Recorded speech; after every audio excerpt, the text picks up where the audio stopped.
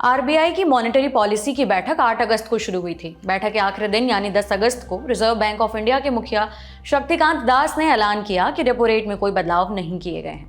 Repo rate को 6.5% पर बरकरार रखा गया है। इसका मतलब हुआ होम लोन, ऑटो लोन लेने वालों पर ईएमआई का बोझ और नहीं बढ़ेगा। हालांकि लोगों को आरबीआई की तरफ से कुछ राहत मिलने की उम्मीद थी, क्योंकि पिछले साल से लेकर अब तक रेपो रेट में काफी इजाफा हो चुका है और इसके चलते सभी तरह के लोन काफी महंगे हो गए हैं।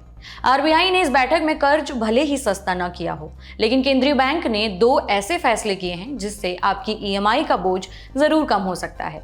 आज के खर्चा पानी में इसी पर विस्तार से बात करेंगे, तो चलिए शुरू करते हैं।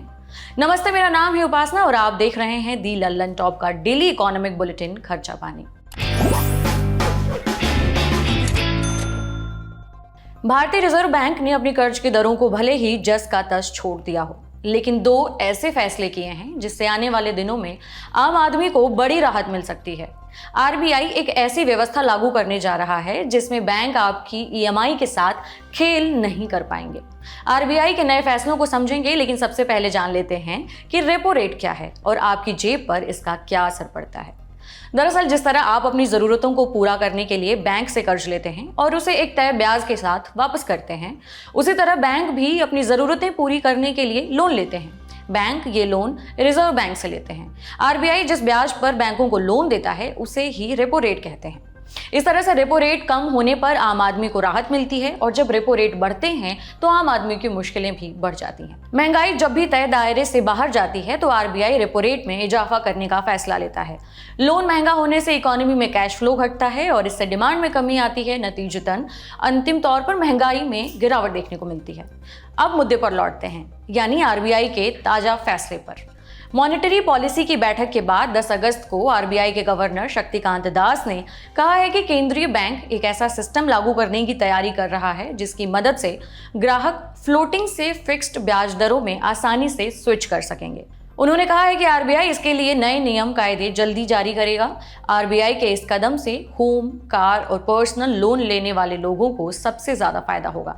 आरबीआई गवर्नर ने कहा कि इसके लिए नया ढांचा तैयार किया जा रहा है। इसके तहत बैंकों और कर्ज बांटने वाली दूसरी वित्तीय संस्थाओं को कर्ज लेने वाले ग्राहकों को ईएमआई के बारे में साफ साफ बताना होगा। आरबीआई के मुखिया ने कहा है कि उनकी जानकारी में कई ऐसे मामले आए हैं जिनमें पता चला है कि बैंकों ने कस्टमर्स की बिना सहमति लिए, बिना उन्हें जानकारी दिए फ्लोटिंग रेट की जो लोन अवधि होती है उसे गलत तरीके से बढ़ाने का काम किया है।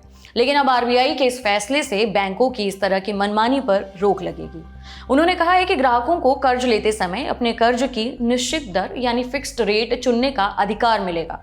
आपको बता दें कि फ्लोटिंग ब्याज दर आरबीआई की तरफ से ब्याज दरें कम या ज्यादा होने पर बदलती रहती है, जबकि फिक्स्ड दर कर्ज की पूरी अवधि के लिए समान रहती है। इसमें कोई बदलाव नहीं होता है। आमतौर पर फ्लोटिंग ब्याज दर फिक्स्ड दर से 1 से लेकर के 3% तक कम रहती है। आरबीआई के इस फैसले को और बेहतर तरीके से समझने के लिए हमने बैंकिंग एक्सपर्ट अश्विनी कुमार राणा से बात की है। आइए सुनते हैं। देखिए क्या कि पहले जो पब्लिक सेक्टर में पहले भी इस प्रकार की सुविधा थी, फ्लोटिंग और फिक्स। जब भी आदमी ग्राहक का कोई भी अपना लोन, चाहे ऑटो, होम या प्राइवेट कोई भी लोन ईएमआई लिंक लेने जाता था, तो उससे पूछा जाता था कि आप फिक्स में जाएंगे या फ्लोटिंग। लेकिन बाद में आरबीआई ने बैंकों को निर्देश किया कि सिर्फ फ्लोटिंग रेट ऑफ इंटरेस्ट ही होगा, यानी रेपो रेट लिंक जो रेट ऑफ इंटरेस्ट वही एप्लीकेबल होगा। तो उसके कारण क्या होता था, जैसे जैसे रेपो रेट बढ़ता गया तो उसके साथ साथ जो रेट ऑफ इंटरेस्ट भी बढ़ता गया। उसके कारण जो कस्टमर पर, ग्राहक के ऊपर एक बोझ बढ़ता गया, मतलब उसका ईएमआई बढ़ जाती थी। अगर वो ईएमआई नहीं बढ़वाता तो उसका टेन्योर बढ़ जाता था, यानी उसके ऊपर उसका इफेक्ट आता गया। तो काफी समय से चर्चा चल रही थी कि भाई इस प्रकार कुछ लोगों को एक रिलीफ दिया जाए, तो उसमें दिया है। तो अभी वो उन्होंने कहा है कि हम ऐसा करेंगे, उसकी गाइडलाइन सारे बैंकों को आएगी कि कस्टमर को एक ऑफर दिया जाएगा कि आप इस फ्लोटिंग रेट ऑफ इंटरेस्ट में रहना चाहते हैं या फिक्स में जाना चाहते हैं, तो कोई बदलाव करना चाहते हैं तो कर सकते हैं। मुझे लगता है कि अच्छा एक जो आरबीआई का जो एफर्ट है लोगों को राहत देने के लिए, और ये होना भी चाहिए कि कस्टमर के पास हो राइट कि मैं फिक्स में जाता हूँ। हालांकि फिक्स में रेट ऑफ इंटरेस्ट ज्यादा होता है, लेकिन उसको एक चिंता नहीं होती कि आज उसकी जो ईएमआई फिक्स हो गई, मान लिया 10% रेट ऑफ इंटरेस्ट है उसके ऊपर, और उसको पता है कि 60 महीने तक मुझे जो मेरी 4,000 या 3,000 या 5,000 जो भी मेरी ईएमआई वही देनी है मुझे, तो उसको अपने बजट का पता है, अपनी पॉकेट का पता है, तो उसको चिंता नहीं होती। लेकिन फ्लोटिंग में क्या होता है, चेंज होने से आपकी हर 2 महीने 3 महीने बाद जो है रेट ऑफ इंटरेस्ट बढ़ने से आपकी ईएमआई बढ़ जाती है, तो पूरा बजट जो है वो ग्राहकों का। लेकिन अभी भी जो प्राइवेट बैंक हैं, वो इस प्रकार की ऑफर देते हैं कस्टमर को कि आप फ्लोटिंग में जाना चाहते हैं या फिक्स में जाना चाहते हैं। लेकिन वो अगर वहाँ पर आप बदलते हैं, यानी ऑलरेडी किसी आप फिक्स में है, फ्लोटिंग में जाना चाहते हैं, रिवर्स करना चाहते हैं, तो वो चार्ज लेते हैं। मतलब उसमें, क्योंकि प्राइवेट बैंक में तो कोई भी आप काम के लिए जाते हैं, बैंक में घुसे, तो मतलब आपको चार्ज देना। अब ये रिज़र्व बैंक यहाँ किस प्रकार की डायरेक्शन देता है कि वो चार्जेबल होगा जो आपका, क्योंकि तो वो देखने की बात है। आरबीआई ने ग्राहकों को लोन की दरों को स्विच करने का विकल्प देने के अलावा दूसरा बड़ा फैसला होम लोन की अवधि को लेकर किया है।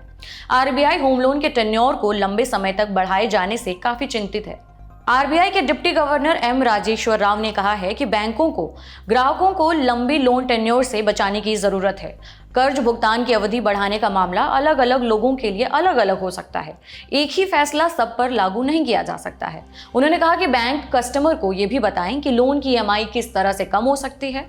आरबीआई ने बैंकों से यह भी कहा है कि वे फ्लोटिंग से फिक्स्ड ब्याज दर का विकल्प चुनने वाले ग्राहकों को बताएं कि इसके लिए वे कितना चार्ज ले रहे हैं। साथ ही अगर वो समय से पहले अपना लोन चुकाते हैं यानी प्री क्लोज करते हैं तो उनको कितने चार्ज देने पड़ेंगे, इसके बारे में सभी जानकारी उन्हें उपलब्ध कराई जाए।